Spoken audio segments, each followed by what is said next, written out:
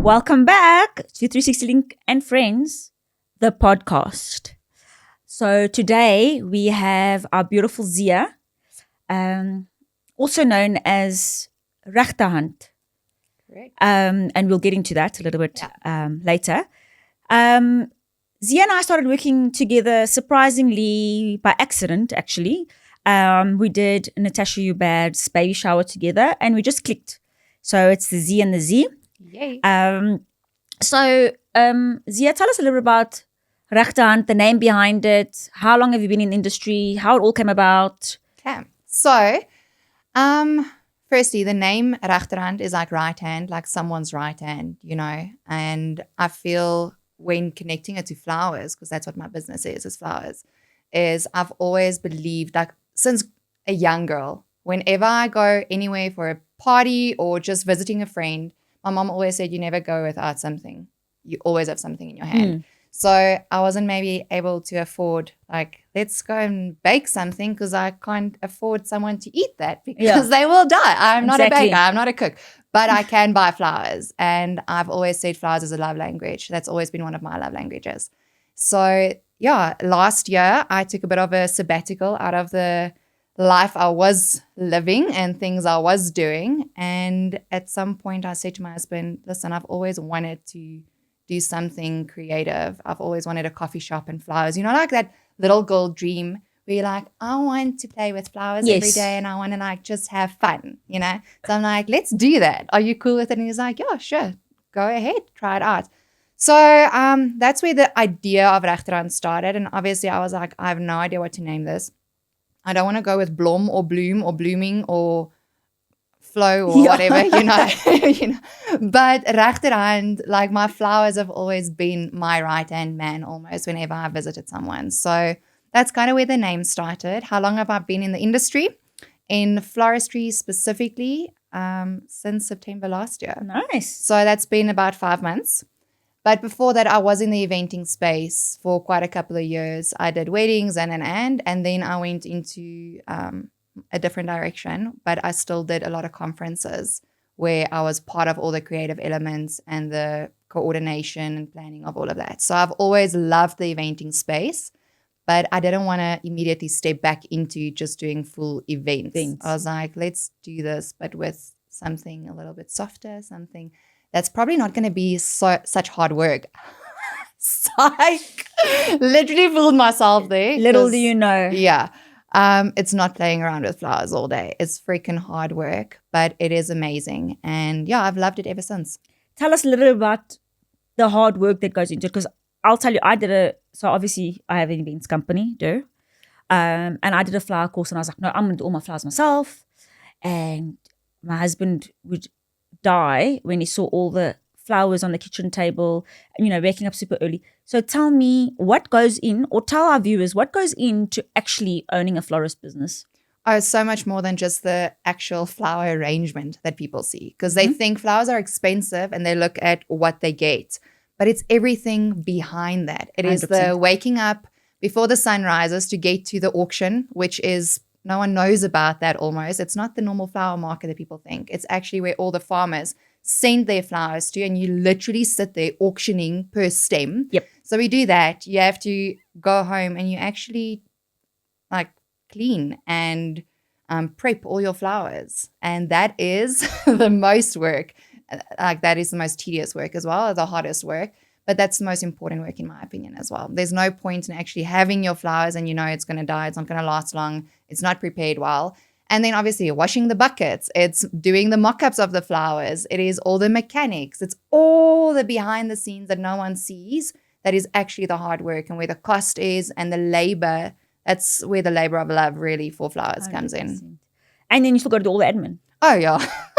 It's the quotes, it's the invoices, it's the proposals that we send and so on. And that's just my thing. Like, you know, so many people, and please, by all means, start your business. Yeah. But the stuff that goes on behind the scene is what I really want to show people and talk about, because it looks pretty on Instagram, but like your house is filled with flowers. You know, you and your husband are driving up and down. You're working till 2:00 in the morning. Yeah. You're sending out proposals. Like it is, and people think that like they want they send you their Pinterest picture. They're like, can you do this? I'm like, no. No. If you want a replication of that, I'm not your girl. Yeah. Like, I don't do copy paste You do at you. all. I'll take your vision and I'll make it beautiful and you will love it. But I'm an artist. That's how I see myself. I'm not a copy paster. Then get Love someone that. else. Love that. That was actually one of our questions. I'm going to ask you a few and you're just going to say either or. Okay, cool. Okay. So greenery heavy or flower heavy? Flower heavy, always. Favorite flower right now? Not thinking. I want to say ranunculus, but also a peony rose. I love that.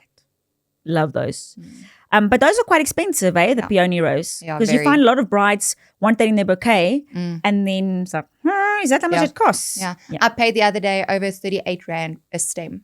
And then, no, never Actually, mind. tell, now that we're talking about pricing, so brides that get married in December, it's nice in December, but obviously when is the most expensive time of the year to get married in terms of flowers?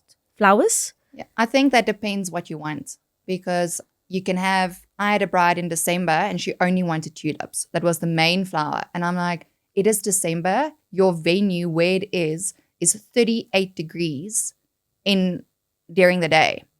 So you only want tulips. That is madness. The thing's literally just going to hang like this the whole time from get-go almost, and obviously that takes a lot of work to actually prep that. Do your little piercing. So what do you do in that case? Do you then recommend another I type do, okay. which I did. So we mixed it up at the end of the day with flowers and actually flexed roses as well, because that just helps her a little bit, seeing her vision of what she wanted, but it still brings in the tulips. But so you have that where tulips, like, I'm going to have to buy a lot more, which makes it a lot more expensive. Then I have a bride in May and she only wants calla lilies. And the thing is, calla lilies is not in season in South Africa in May. So I'm like, that's beautiful. I don't ask your budget from the get-go. I'm going to send you a proposal with 3 different budgets broken down on what I can create for you. But this is going to be expensive and you got to know that. No, why? I'm like, it's calla lilies. It's not in season. Yeah, but I like, can we make it work? I mean, yeah, if we import. Yeah. Like, we can import. Like, I'm so cool that it's going to be beautiful. But it is going to be expensive. So again, it depends on what the flowers are in. Is it in season or not? Okay. Long answer to your short question. Thank you. Big dramatic arrangements or soft romantic vibes? I feel intentionality is most important. So there's no point in making big, elaborate arrangements if it's not going to actually elevate the space. So I prefer the specific intentional arrangements, big, dramatic, but there's no point in using it if it's not actually going to be seen 100%. in the space. Tell me, biggest enemy on an event day for a florist, is that wind, heat, time? Time. And not in executing, time in your elements, time of the heat, time of the wind, time of the rain, time like that kind of stuff. Ever had to fix flowers moments before guests arrive? Yeah, often, constantly. I feel like that's part of the job. Oftentimes.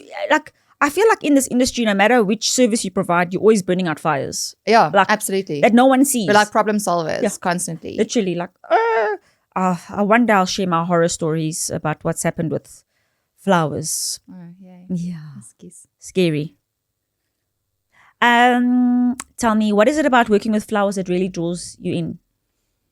Honestly, I think it is what is the English word, fragility of it? What's it in Afrikaans?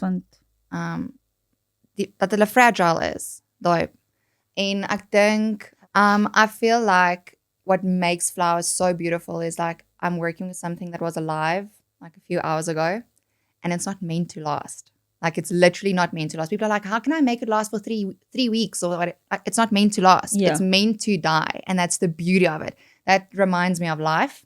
Reminds me of like, we're all going to die. And yeah, so I love that. I love creating art with something that was alive and I can still make something beautiful out of that right now for a short time. Love that. Tell us about an event since you started in the florist industry that you'll never forget. Good or bad?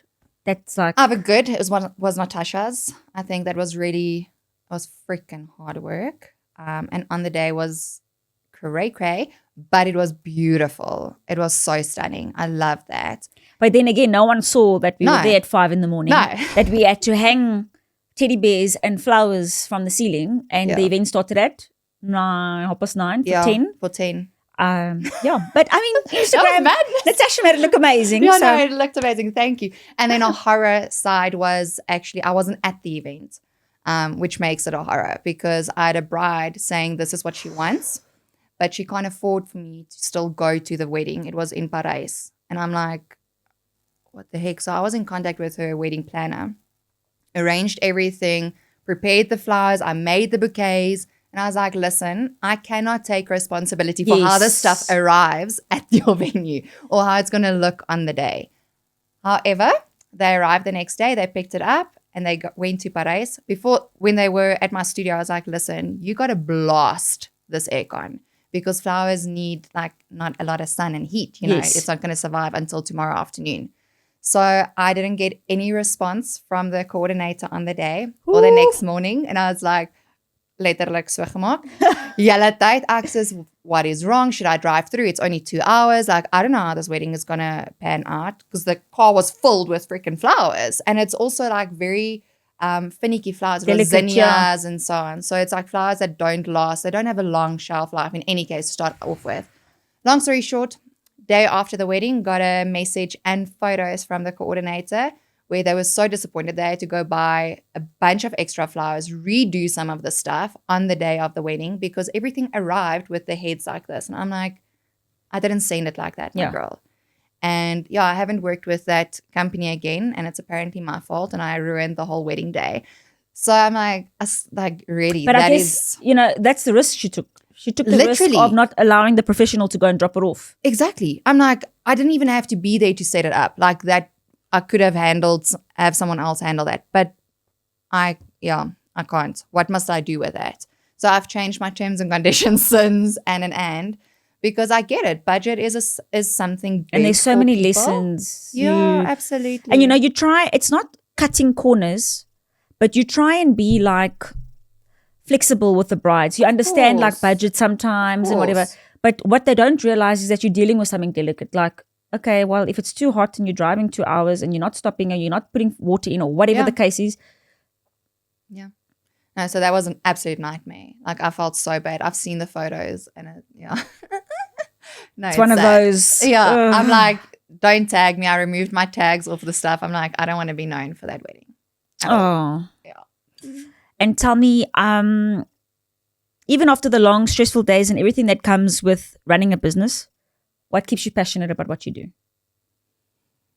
Firstly, I think it is that satisfaction seeing your work and knowing what you put out there, and not even how it makes other people feel, but how it makes me feel. I'm an artist. I studied acting. I am in, I paint and I draw and I love art in any form. So flowers for me is really like, it's a form of art. So I get satisfaction and that fills my cup doing this. And then the second part to that would be seeing how it makes other people feel, either when they receive their bouquet. I've done a few personal deliveries and the people, when it's like delicate stuff, and they just burst out crying. And I'm like, oh my word, like, you didn't know that I you played a shared that. role, Yeah. in that. Or just seeing how they feel at their event or whatever, like that satisfaction and that love that they experience. Don't you get sad like when you do all those flowers and then the event's over? Like what happens with the flowers after? Like I'm like, oh, the florist took so much time and effort to make this beautiful, and then tomorrow it's like, No, it's bye. bye. Because a lot of venues just throw it away. Yeah, they do, which is very sad. Like they just like throw it away. I try, and whenever I work with brides, even at a funeral I did recently, so I packaged it for them after the event, and I literally gave them all bouquets, like the family members, to take that home. Wow, that's special. I just feel like, why waste it? It's not, yes, it's meant to only last for a moment, but you can take it home and So take is a that little bit of something- that with you. like, because what we do in our weddings is like, we always tell the couples, please tell the aunties and the uncles and the grannies and whatever, please take the flowers. Yeah. But is there anything you could advise in terms of the flowers that are left over? What is what is the best way to, I mean, you can't recycle them, but is there any way just chuck them? Yeah, I just chuck them. There's a lot of people who actually, like, that's not the flowers necessarily that's left over. But I have friends who, they own a business called Pressing Miss Daisy. So they take your bouquet or take some of your And they make arrangements and they make those that's like set. Epoxy? What do you call it? Yes, in the epoxy. Yeah. And it's gorgeous. Yeah. And that then makes it live like long. Forever. You know, that Yeah, that's a great idea. you can have that. So I would say maybe do that if they want to keep something specific, like from a specific event, like their wedding. Maybe the sweetheart tables photo of flowers. Yeah, that's something cute. Thank you, Zia. Got one last question.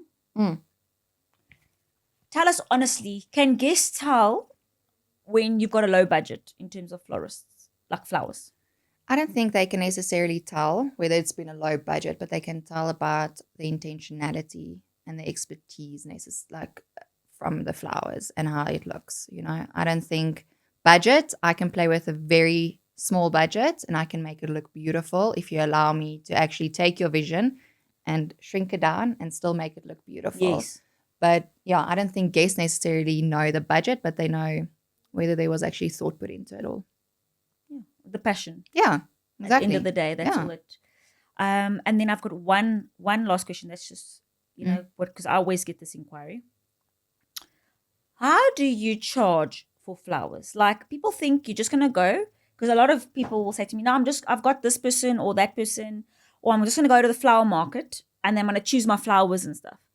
But they forget about the additional costs. Yeah. Such as all your mechanics, such as having to wire a lot of the flowers. So, for example, ranunculus, you got to wire them all to make sure the head doesn't drop. Same with the tulips, like you wire them, or like there's a bunch of that. The types of flowers that's a lot more delicate that you need to wire. No one knows that. No one would know that or would do that. It's the preparation of the flowers that people don't take into consideration. It is the artistic expression in it. It's the color combinations that goes with it that they don't necessarily know. Oh, yeah, absolutely. All the way from there, having a car big enough to be able to put all those stuff. Yeah. And then also being able to, what I always used to find difficult was like you buy a certain amount, but then you felt like you've overspent and there's no profit made because all the flowers is now not enough anyway. Yeah. And you need to go buy more. And you always need to take extra flowers. You always need to, also the cooling rooms, people don't take that into consideration. So you go buy your own flowers and have it just sit in your living room and then like by tomorrow afternoon, it's dead. Yeah. Very sad. Yeah. Well, Zia, thank you so much for joining us. Thank it's been you for super having informative me. And I wish you everything the best of your business. I know you're only 5 months in, but I hope that we see you grow from strength to strength. And yeah, thank you. Thank you. It's been lovely working with you and you're an amazing team, honestly. Thank you, yes. Like, it's amazing. I'm very blessed. It's taken me a very long time to get to the team that we have. Lots of trial and error, but we're getting there. That's part of business, eh? And you actually said something to me over the weekend that I shared with my husband about having either a big team and the complications and the stress and whatever that comes with, or keeping it smaller and you're involved and you actually know exactly what's going, not that you won't know what's going on in your business when it's bigger, but you have a lot more control over all the details when it's small. So I'm like, I don't know. We'll see where this goes, what I want to do. I think, as long as you have faith and you just follow the path and have your head right, everything will come out as it should. Yeah. Amen. Amen. Thank you. Bye. Bye.